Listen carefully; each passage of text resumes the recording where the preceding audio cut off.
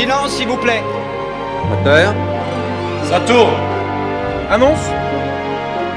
Action.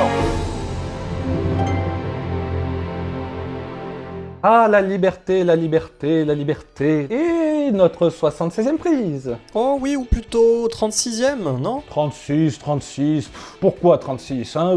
C'est pas parce qu'on est la semaine du 3 juin que juin on écrit avec 06 et que donc ça fait 3, 6, 36. Bon, à la rigueur, 36 est un carré. Or, la semaine dernière, nous avions la semaine du 9 de cœur, qui est donc le carré aussi, de 3, pour les sorties du 27 mai, qui est donc le cube de 3. Donc, à la rigueur... C'est vrai. Mais cette semaine-ci, c'est la semaine du 10 de cœur. Donc, il y a une faille dans le système. Bon, c'est pas grave. Alors, toujours le même concept, hein, donc ce sont les 5 mots qui sont prononcés sur un plateau de tournage avant chaque prise. Plateau de tournage, bon, maintenant avec le déconfinement, on voit les choses en grand. Le plateau de tournage, c'est la planète tout entière. D'ailleurs, on est tellement en vacances qu'on ne prend même plus la peine de parler. On écrit. Oh bah bien sûr. Par exemple, qu'est-il marqué sur la lettre du premier assistant réalisateur, alors en plein milieu du carnaval de Rio? Silence. Et qu'a écrit le cadreur sur une carte postale représentant une plage des Galapagos, particulièrement mal cadrée? Moteur. Que stipule le télégramme envoyé par l'ingénieur du son, en dehors du fait qu'il souhaite prolonger sa cure thermale en Suisse? Ça tourne. Que raconte le morceau de papier griffonné, retrouvé dans une bouteille jetée à la mer, à l'intention du clapman? Annonce. Et enfin, qu'est-il inscrit sur l'ordonnance psychiatrique du réalisateur, tombé en dépression après le départ de toute son équipe? Action. Et donc il y aura cette gradation donc du silence à l'annonce, des films dont la carte postale est la plus colorée, on va dire, au film. Dont la carte postale est la plus discrète, mais quand même avec des teintes qui marquent la rétine. Et il y aura l'action, hein, donc qui là est le film. On va dire notre film ubiquitaire. Il nous suffit de le regarder pour être en plein voyage partout autour de la Terre. Et alors que deviennent les coupés? Si j'en crois leur dernier message, ils auraient choisi de fonder ensemble une coopérative. Ils ont comme projet de reprendre les scènes coupées du film de Christopher Nolan Inception, dans l'objectif de proposer un film bis qui s'intitulerait La toupie a du toupet. Ça donne envie. Je dirais même plus que ça nous coupe le sifflet. Donc on commence tout de suite notre programme avec la semaine du 3 juin. Et donc, on commence avec Silence. Je ne suis plus là. 16. How old are you? 17? ¿Tienes otro lugar donde ir? Ahí luego veo.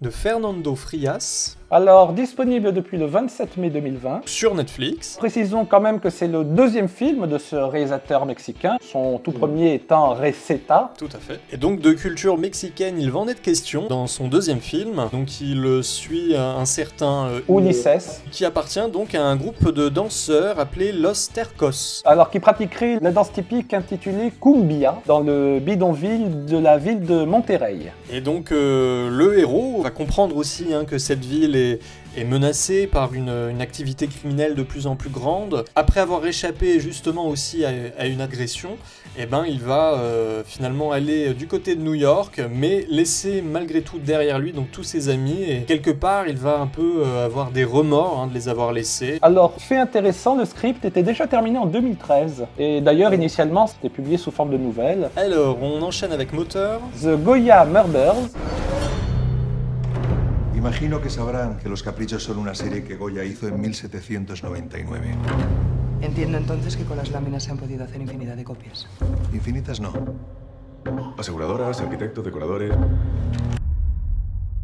De Gerardo Herrero. Bravo, Gerardo Herrero. Donc disponible chez les deux notaires, Filmo TV et Universiné. Depuis le 20 mai. C'est son 19e film au réalisateur. Alors, il en a pas mal à son actif en tant que réalisateur, mais aussi en tant que producteur. Il a coproduit L'homme qui tua Don Quichotte, dont nous avons fait un avis à vif, le numéro 30, disponible sur notre compte YouTube. Objectif grand angle. Absolument. Et donc ce film, The Goya Murders, nous raconte en fait l'histoire de deux enquêtrices qui remontent un peu la piste d'un potentiel tueur en série qui aurait donc pour mode opératoire de reproduire les tableaux, donc les caprices de Goya. Cette fameuse série qui compte 80 tableaux, qui permettait à Goya de dénoncer la noblesse, le clergé de la fin du XVIIIe siècle. Mais dans un premier temps, c'était de manière très grave et dans un second temps de manière plus fantaisiste. Citons quand même que le titre original, c'est tout simplement El assassino de los caprichos. Quel bel accent. Ouais, oui, je sais.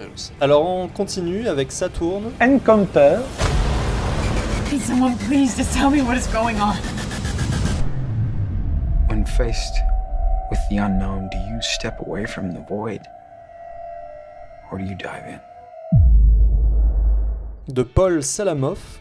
Disponible seulement chez Filmo TV, hein, l'autre notaire est parti avec la recette. C'est ça. Disponible effectivement depuis le 7 mai 2020. Il s'agit du deuxième film du réalisateur qui auparavant nous avait proposé The Last Breath. Et donc là, Encounter, c'est un récit de science-fiction. On y suit donc un personnage qui, à la suite d'un accident, a perdu sa fille et a perdu aussi la motricité. Hein. Juste pour l'anecdote, hein, ce film, ça pourrait être la rencontre entre Upgrade et E.T. C'est tout à fait ça, parce que du coup le personnage principal, qui se retrouve dans un fauteuil roulant, va rentrer en contact avec une entité extraterrestre qui s'est échouée en fait dans un champ là où il vit, et lui va avoir une sorte de relation particulière à cette entité. Hein. Il va d'ailleurs se connecter directement à sa nuque, hein, au moyen d'un espèce de bras cordon ombilical. Une sacrée avancée dans le domaine de la médecine, hein. Il récupère quand même sa faculté de mouvement. Tout à fait, donc c'est pas rien. Notons quand même qu'il s'agit dans le rôle principal de Luke Hemsworth, qui est le frère donc de Chris, qu'on avait déjà vu dans les rôles de Thor. Et également, dans la fratrie, je demande le troisième frère, Liam. Oui, aussi, assez connu. Alors on poursuit avec Annonce. VS Versus, autrement dit. She said no. Living large, spitting bars. You got an ex-boyfriend that thinks he's hard. Then we gotta fix you a matchup. They're gonna try and throw you off. They're gonna get up in your face. You're UGLY ugly. I just had to spell it out cause I knew you were dummy. De Ed Lilly. Disponible alors, sur plusieurs plateformes. Hein, là, on a carrément les deux notaires. Filmo TV et Universiné. Et leurs trois clients préférés, les frères Vod, hein, MyTF1 Vod, Orange Vod et Canal Vod. C'est la réunion pour l'héritage, je suppose. Ça doit être la lecture du testament. Et le tout depuis le 5 mai. Là, c'est son premier film, hein, ce réalisateur. Hein. Auparavant, il n'avait fait que des courts-métrages. Et donc là, il s'attaque un peu au milieu du rap, on va dire. Il suit notamment un personnage passionné par cette discipline. Ils appellent ça le battle. C'est ses confrontations, hein, donc verbales, que le rap aussi implique. Et donc voilà, lui, il a aussi besoin de s'imposer parce que dans le passé, il a connu des déboires. Bah, il a été placé de famille d'accueil en famille d'accueil et ses relations avec sa mère n'ont pas vraiment l'air au beau fixe. C'est ça. Et on en termine donc avec Action. The Night Clerk. I watch people and I imitate. You watch people? Well, I study them. Yeah, well, I guess you have a lot of people to watch at the hotel. Yes, I do. De Michael Christopher. Disponible sur Rakuten TV ou Orange Vod et Canal Vod. Depuis donc le 29 avril 2020. Rakuten TV, faut-il le voir comme un troisième notaire? Je pense qu'il est pas clair. Hein. Déjà, qui est clair dans cette affaire d'héritage? Au final, on va arriver à un point où il y aura beaucoup plus de notaires que d'héritiers.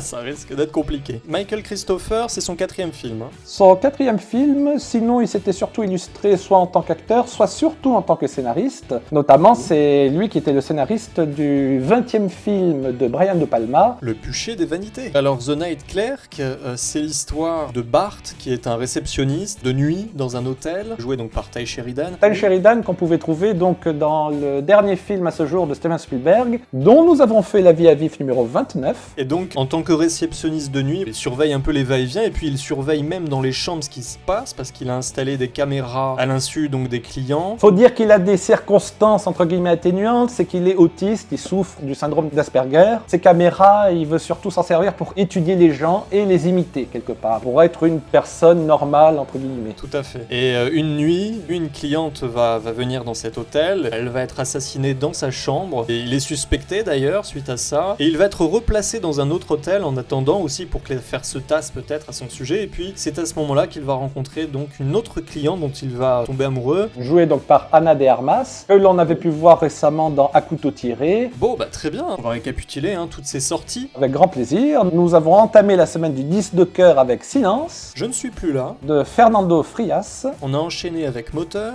The Goya Murders. De Gerardo Herrero. Ah quel accent. Puis nous avons enchaîné avec Saturne. Encounter. De Paul Salamoff. On a enchaîné avec Annonce. VS. Ou Versus. De Ed Lilly. Puis on a terminé avec Action. The Night Clerk.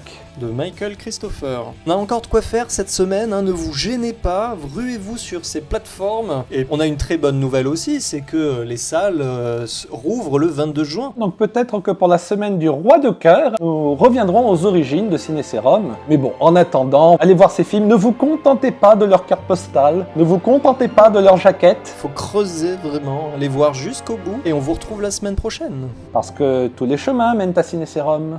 Coupé!